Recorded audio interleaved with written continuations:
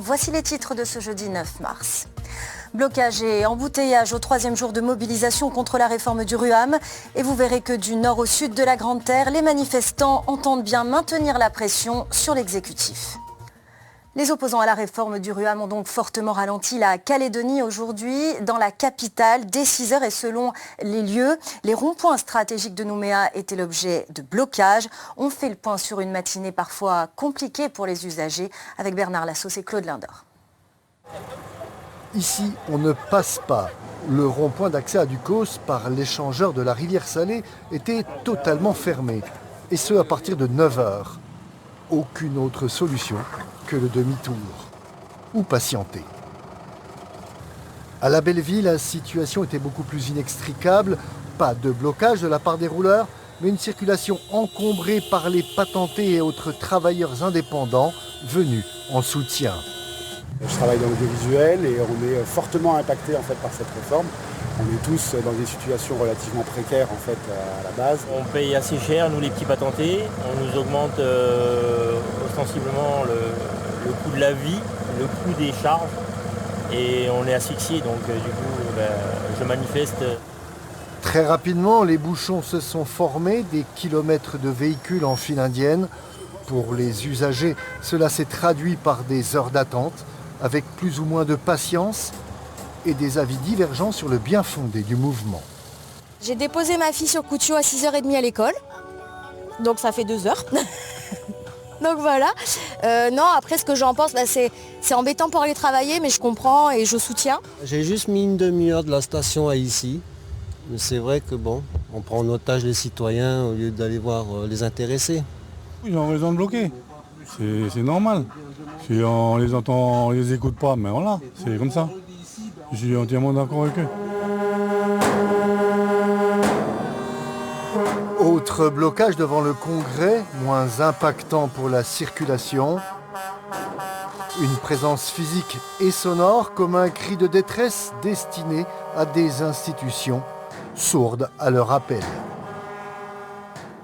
Dans le nord, le durcissement de la mobilisation s'est traduit également par des barrages à Poya, dans le col de Poya, mais aussi à Payamboué, entre Koné et Pointe-Boute.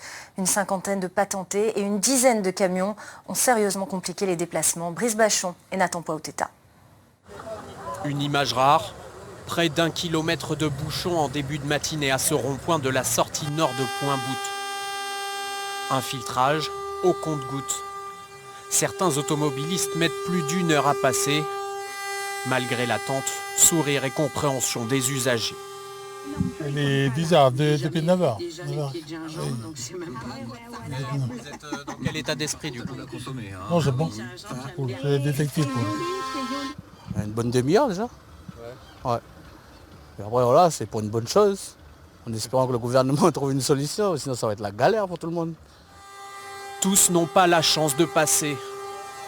Ce camion transportant du carburant est contraint de faire demi-tour. Le gasoil est demi-tour. Tout ce qui est ravitaillé au magasin, station, tout le monde y fait demi-tour. Si le mouvement venait à se prolonger, c'est tout l'approvisionnement du Nord en produits frais ou en gasoil qui pourrait être impacté. Mais tant qu'un consensus n'est pas trouvé, il faudra faire avec la détermination des mobilisés. Demain, si nous ne sommes pas écoutés, on prévoit vraiment de durcir encore le mouvement, continuer et jusqu'à qu'on soit écouté, jusqu'à qu'on décide de trouver une réforme pour tout le monde, dans la collégialité, dans la discussion. Voilà. Une veille devrait être mise en place toute la nuit sur le rond-point. Le barrage filtrant pourrait reprendre demain à la première heure. Les ordres viendront des chefs de file du collectif Agissons Solidaires à Nouméa. Et on revient dans la capitale où de nombreux commerçants ont été pénalisés par ces blocages. Et pourtant, beaucoup d'entre eux font contre mauvaise fortune bon cœur et soutiennent à distance la contestation. Karine Arroyo et Charawiane. De nombreux commerçants du marché de Nouméa ne se sont pas déplacés. Peur d'être bloqués ou crainte de ne voir aucun client. Ceux qui étaient présents sont arrivés entre 3 et 6 heures du matin pour tenter de vendre, mais ils sont solidaires des anti-RUAM. Il a besoin des réformes, mais il faut des réformes qui sont justes. Ouais.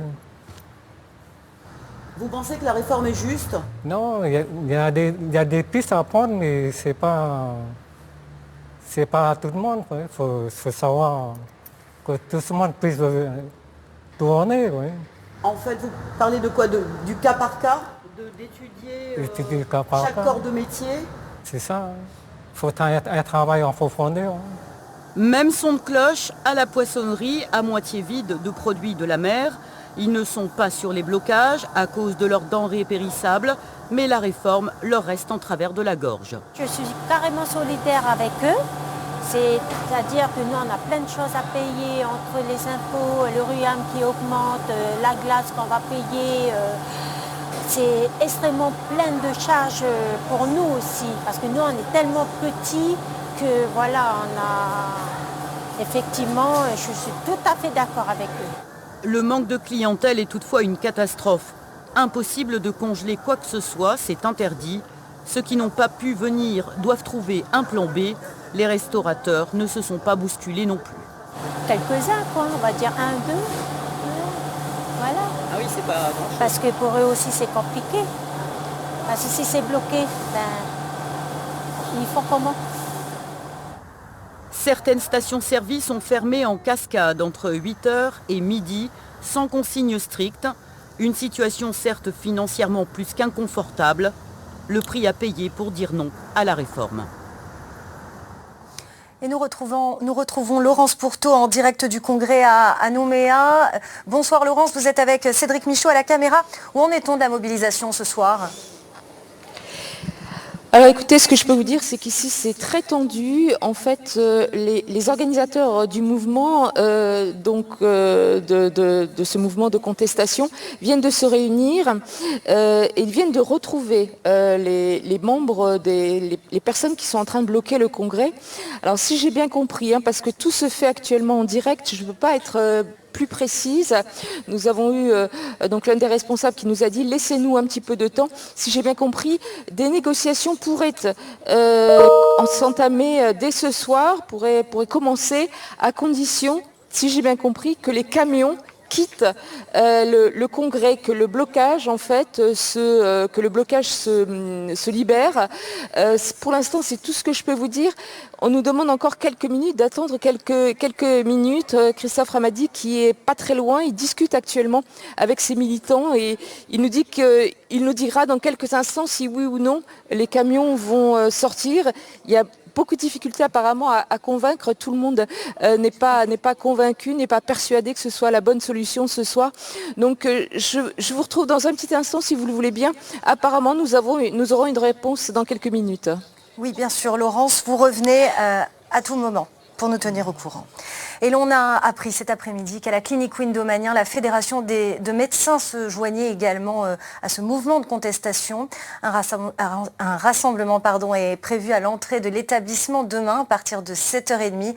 Cela signifie que l'activité au sein de la clinique sera fortement perturbée avec notamment des opérations chirurgicales annulées. Signalons aussi que les médecins libéraux pourraient décider d'une grève générale demain. La décision sera prise ce soir après une assemblée générale du syndicat. Retour à l'actualité du jour avec cette manifestation donc contre la réforme du RUAM. Priorité au direct, on retrouve Laurence Pourteau devant le congrès avec un membre du collectif Agissons Solidaires. Où en est-on Laurence ce soir? Vous m'entendez? On vous entend. Je peux parler. Voilà. Il y a un peu de bruit en fait parce que je ne sais pas si vous m'entendez, mais les camions sont en train de dégager la rue devant le congrès. À mes côtés, Christophe Ramadi qui est le porte-parole donc du collectif Agissons Solidarité. Christophe, c'était très tendu là tout à l'heure. Oui, très tendu parce qu'on nous a posé des conditions pour que la réunion se fasse. Il fallait que mes garçons ils enlèvent tous les camions de la rue. Alors, donc, ce qu'il faut expliquer, c'est que vous êtes arrivé là il y a un quart d'heure, juste quand on a pris l'antenne au début de ce journal, et vous êtes venu dire aux garçons, voilà, les négociations peuvent commencer à condition que les camions soient enlevés, c'est ça? C'est ça. Et alors? Je ne suis pas décideur de leurs actions, parce que en fin de compte, moi je suis président du syndicat des rouleurs aussi. Et ils ne font pas partie de mon syndicat. Ils sont juste venus en solidarité avec nous parce qu'on est tous là pour la même cause, pour la réforme du REAM. Alors là, les camions, on les entend, s'en vont. On va donc dégager la route. Il y a une réunion qui commence juste après, à 21h, c'est ça? Oui, 21h, 21h30, la réunion se fera et on attendra la décision de si c'est concluant ou pas. Alors c'est une réunion entre qui et qui? Entre les chambres consulaires et le MEDEF, c'est Agissant Solidaire. Avec le gouvernement? Oui, c'est le collectif qui a demandé une rencontre depuis mardi dernier. Et comme mardi dernier, je n'ai pas fait partie de la marche, j'étais juste solidaire à côté. Et ben, en fin de compte, je ne suis pas convié à la discussion, il y a juste que... Donc